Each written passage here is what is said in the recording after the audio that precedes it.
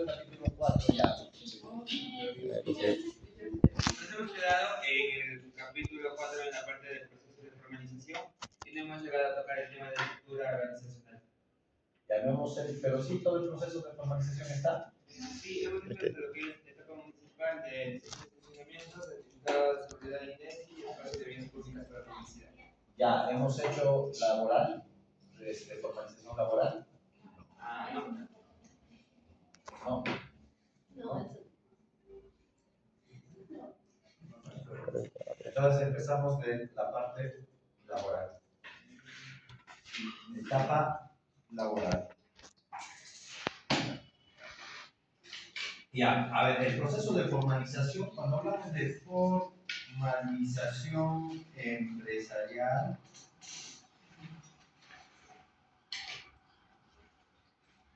vamos a abordar desde el punto de vista de una persona jurídica 5 etapas.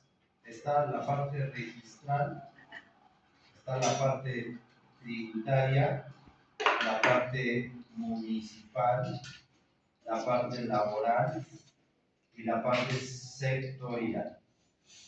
En cada uno de ellos se hace un conjunto de trámites. La parte registral, ya saben ustedes, es la creación de la persona jurídica. La parte tributaria es sacar su ficha 2 para poder pagar impuestos. La parte municipal es sacar licencia de funcionamiento y también los certificados de INDECI. En la parte laboral, que es lo que nos hemos quedado, es fundamentalmente registro de trabajadores en la planilla. Y para poder nosotros hacer el registro de trabajadores en una planilla, tenemos que primero ver cuál es nuestro régimen laboral. Existen 3 regímenes laborales.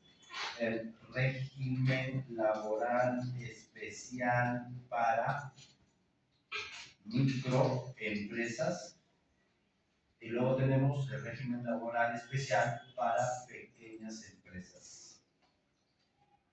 Y el último tenemos el régimen laboral general. ¿Cuál es la diferencia? La diferencia está en los beneficios de los trabajadores. Regímenes laborales en el Perú. Acá está. Muy bien. A ver, entonces cuando decimos regímenes laborales significa pues el aval que tenemos frente a la ley sobre los beneficios que un trabajador recibe con respecto a sus empleadores. Ahorita vamos a checar cuáles son estos de aquí. Vamos a... Entonces, como ustedes pueden ver, aquí tienen una planilla donde un trabajador tiene un conjunto de beneficios, ¿no? El conjunto de beneficios son sus, digamos, son sus derechos legales. Obligatoriamente un trabajador tiene que recibir todo eso, ¿no? Pero en el Perú existen 3 regímenes laborales, ¿ya? Un régimen laboral especial para micro, para pequeñas y otra que es para la gran empresa. Este de acá no es de... Vamos a checar otro.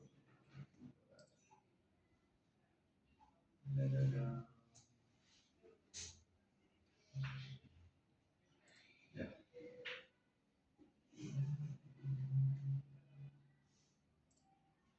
Sí a todo. Ahí está. Entonces, como pueden observar, los beneficios: importe, cantidad de trabajadores, remuneración, jornada laboral, asignación familiar, descanso vacacional, CTS, gratificación de salud, pensiones, seguro de vida, ley que sea. Muy bien. Entonces, como ustedes pueden observar, 3 regímenes laborales: microempresa, pequeña empresa y el régimen general laboral. Ahora, ¿cuál es el chiste? El chiste está en que se han creado 2 regímenes especiales laborales para evitar que la empresa pueda pagar de más y generar ahorros e invertir en su negocio. Entonces, ¿qué se logra? Publicidad. Listo. Entonces, ¿qué es lo que buscaba el gobierno? Estimular que las micro y pequeñas empresas pudieran crecer, disminuyendo los beneficios que le pagan al trabajador. Ese es el objetivo. Entonces, ¿qué pasa con el trabajador? El trabajador obtiene menos beneficios en el régimen laboral especial. Entonces, ¿qué beneficio se le quita al trabajador? Va a depender si eres una microempresa o si eres una pequeña empresa. Si eres una microempresa, al trabajador se le paga el sueldo mínimo que dice la ley, sí, pero no se le paga asignación familiar. La asignación familiar es un 10% del sueldo mínimo.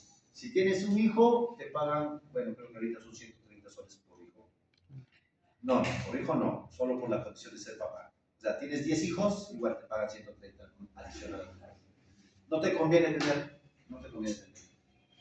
¿La asignación familiar le pagan a un trabajador en el régimen general? Sí, 10% de la remuneración mínima vital. En el caso de la micro y pequeña empresa, no aplica, ya no se les da asignación familiar. Descanso vacacional. En el caso del régimen general, son 30 días al año, un mes de vacaciones, mientras en la micro y pequeña empresa solo son 15 días de vacaciones. ¿Me dejo entender? Ahora, en algunas circunstancias, estos 15 días de vacaciones no son pagadas. Estas de acá sí son pagadas. Muy bien. En cuanto a la CTS, en el régimen especial para microempresa no hay CTS. O sea, no te descuentan, pero por otro lado, cuando te despiden, te vas también sin un ahorro. En cambio, aquí en pequeña empresa es la mitad de tu sueldo, se forma como una CTS o se deposita en forma de ahorro de CTS. Y en cambio, en el régimen general es un sueldo completo. Gratificaciones. En microempresa no aplica, no te dan. En julio no recibes doble sueldo, en diciembre no recibes doble sueldo. En el régimen general, un trabajador normal con un contrato anual recibe 14 sueldos. Pero en una microempresa, o sea, régimen especial laboral, solo recibes tus sueldos de tus meses que trabajas, más no tienes gratificación. En el caso de la pequeña empresa, sí puedes tener gratificaciones, sí, pero eso también ya es un controversial. Sin embargo, es la mitad de la remuneración mínima vital. Significa que si tus sueldos son 1000 soles, te dan 500 soles más. A diferencia del régimen general, que sí te pagan 2000 soles más, o sea, el doble de tu sueldo en 2 meses al año. Salud. En el caso de salud, si son seguros de salud, tienes opciones en ambos. En el primer caso, SIS, o Seguro Integral de Salud, un sistema muy básico de salud, o de salud mismo, ¿no? Aquí, en el caso de la pequeña empresa y régimen general, solo tienes opción de salud. Para la microempresa se genera el SIS. Ahora, pensiones. Las pensiones en los tres aspectos sí tienes para escoger la ONP y la FP. ¿A ustedes qué les convendría? ¿Ah? ¿Qué les convendría a ustedes? ¿Entre AFP o ONP? A ninguno. Me imagino que ya están trabajando, algunos están trabajando, me imagino, ¿no? Asumo que ya están aportando. ¿Te tienen en cuenta si en algún fondo pensionario? No. ¿Cuántos años tienen? 15. Pero ya deberían tener ustedes claro si se van a acoger a una FP o a una ONP. ¿Cuál creen que sea mejor opción para ustedes? No para mí, sino para ustedes. Entre una AFP, que es un fondo privado, y una ONP, que es un fondo estatal.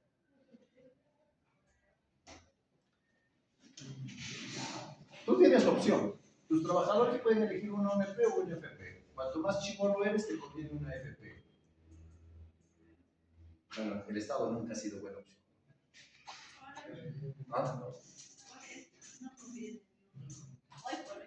No, pues, o sea, de que no te conviene ninguno, entre comillas, obviamente, como esté en el caso peruano, no conviene ninguno de los dos, pero es obligatorio por ley que tienes que cogerte a uno.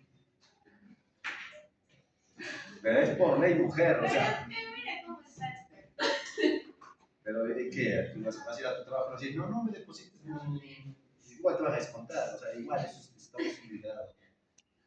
Seguro de vida ley, esto de aquí, esto también es opcional. En el caso de los 3 regímenes puedes aplicarlo, es opcional, pero la CCTR no aplica en la microempresa, en el caso de la pequeña empresa, cuando corresponde nada más, y acá sí siempre la regla en general. Descanso semanal, 24 horas mínimo, que no te pagan. Por ejemplo, tú trabajas para una microempresa, descansas sábados y domingos, o descansas domingos, no te pagan.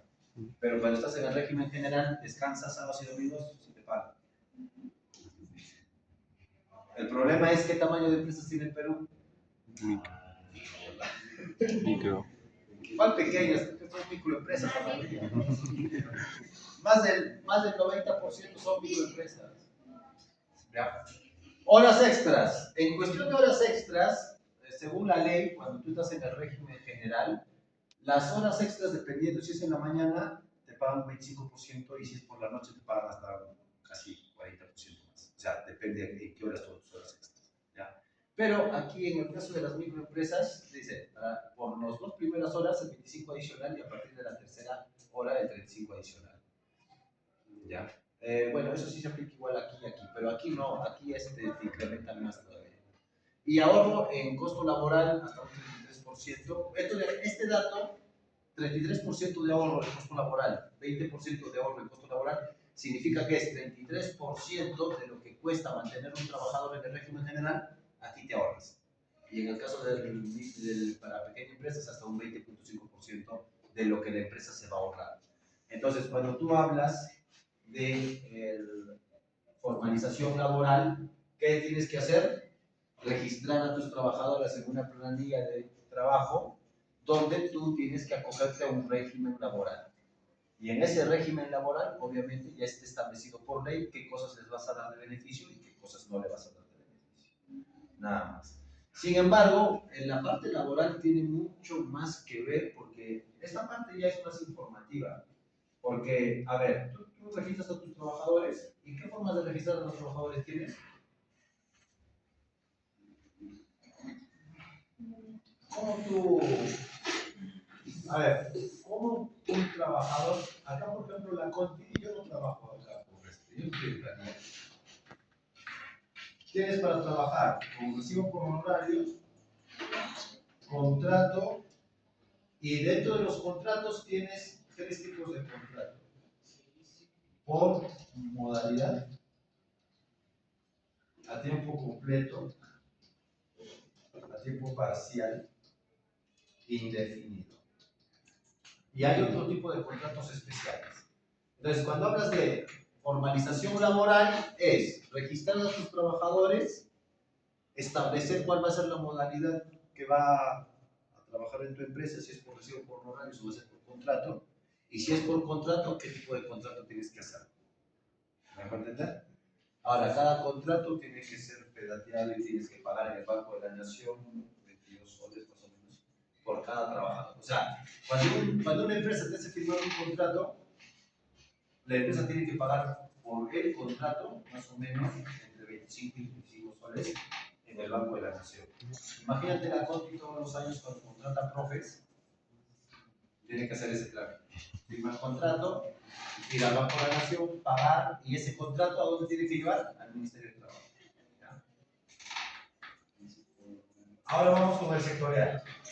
En el sectorial es simplemente conseguir o solicitar y conseguir o tramitar los permisos especiales. Ahora, cuando hablamos de permisos especiales, nos referimos a permisos en sectores económicos como minería. Entonces, cuando tú vas ustedes ya saben, por ley, ustedes no pueden extraer ningún mineral. Todo del subsuelo hacia abajo le pertenece al gobierno. Si en tu casa encuentras petróleo o oro, no te pertenece a ti, te pertenece al gobierno. ¿Ya? Entonces, si tú quieres explotar, tienes que pedirle permiso al Ministerio de Energía y Minas para poder hacer uso de eso. Ahora, no solamente el tema de minería, tienes que obviamente pedir permiso, pero también el tema de educación. En educación, cuando tú quieres abrir una universidad, por ejemplo, o un colegio, una escuela, tienes que ir a pedirle permiso al Minedu o en todo caso a la Dirección Regional de Educación. Entonces, ¿quieres abrir tu propio colegio, universidad, instituto? Tienes que tramitar tus permisos ante esta institución. Ahora, aparte del Minedu, aparte de lo que son minerías, también hay otro tipo de negocios, como son estas. ¿Quieres abrir tus farmacias? Tienes que pedir permiso también a IRESA, ¿no? A la Dirección Regional de Salud. Entonces, los trámites para este tipo de negocios son especiales, por eso le llaman sectorial, trámites o permisos especiales. Ahora, la pregunta es, ¿quiénes de ustedes están en sectores especiales? Porque si no tienes un sector especial, obviamente ya no haces ese proceso. ¿Quién de ustedes tiene sectores especiales? ¿Alguien? Ya. Ok. Entonces, después del proceso de formalización empresarial, cuando ya has terminado todo, tenemos que hacer un presupuesto.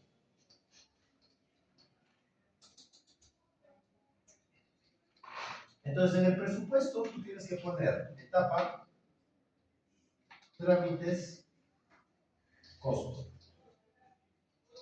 Por ejemplo, etapa registral. ¿Qué necesitas hacer?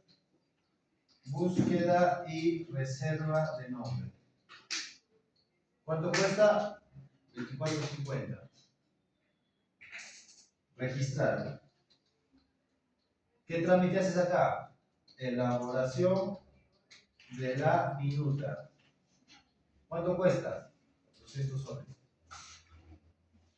Entonces, vas a tener que hacer de la etapa registral, tributaria, municipal y laboral todos los trámites que corresponden para tener un total de presupuesto del proceso de formalización.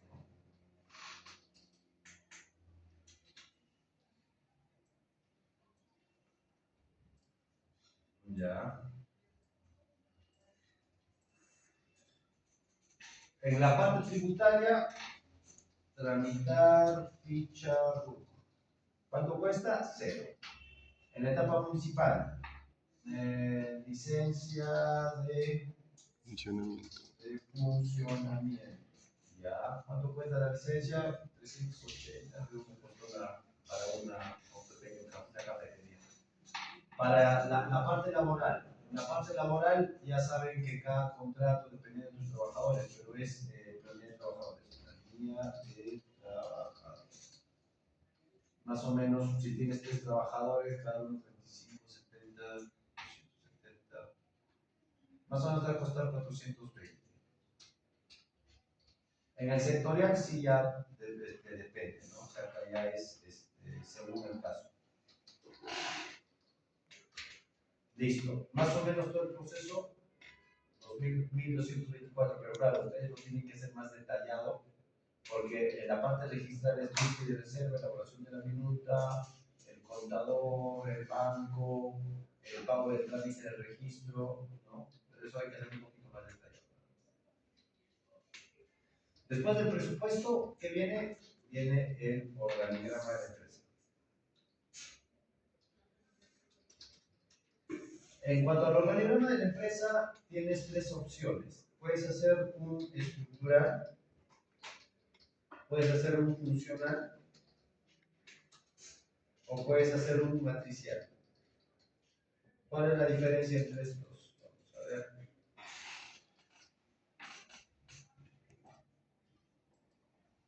Organigrama estructural. Bueno, en un organigrama estructural lo único que hay que determinar es la jerarquía de las áreas y la relación que hay entre estas. ¿Ya? Esto es un organigrama estructural. Solamente es la determinación de las áreas y su relación entre ellas y su jerarquía. Nada más. Ahora, un organigrama funcional. Es la misma estructura, solo que hay una pequeña diferencia. La diferencia es que hay una descripción de las funciones de los cargos de las áreas. Entonces, entre un estructural y un funcional, la única diferencia es la cantidad de información que hay en cada uno de los bloques que refleja el área. Entonces, si te das cuenta, en el funcional hay que añadir, si fuera posible, datos de la persona que va a estar encargada, o por lo menos que estén las funciones principales de dicho encargado, ¿ya? Sin importar quién fuera el encargado. En cuanto al organigrama matricial, tiene que ver entre las áreas y el proyecto, lo cual, pues, ya si ustedes gustan, lo pueden hacer. en un organigrama matricial lo que se trabaja es la relación que hay entre los proyectos y las diferentes áreas que intervienen en ese campo. ¿Ya?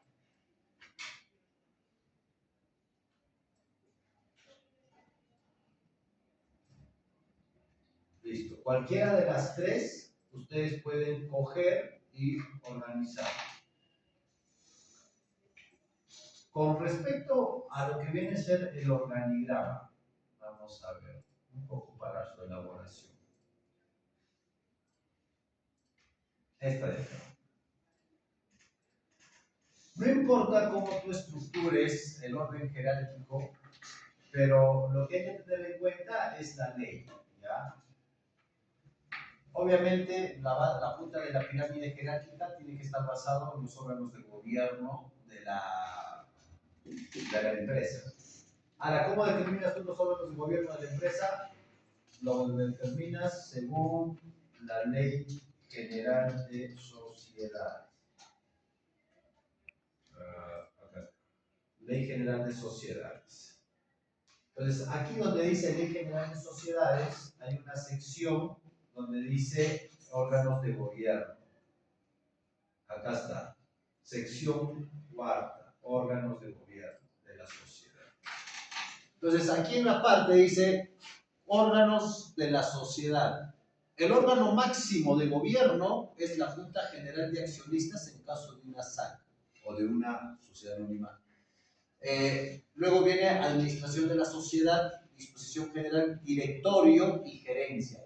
Esto es los órganos de gobierno que deben estar arriba cuando tú generas un organigrama. Porque normalmente el organigrama siempre le ponen gerente general y debajo, ¿no? Pero por encima del gerente general, incluyendo el gerente general, ya está establecido según la ley cuáles son las jerarquías y los órganos de gobierno que tú debes tener en cuenta para crear el organigrama. ¿Sí? Muy bien. Vuelvo a repetir, pueden utilizar cualquiera de las tres, ya saben la diferencia que hay. Y eso concluye el capítulo 4. Pasamos al capítulo 5. Al capítulo 5, si me voy a otra hojita.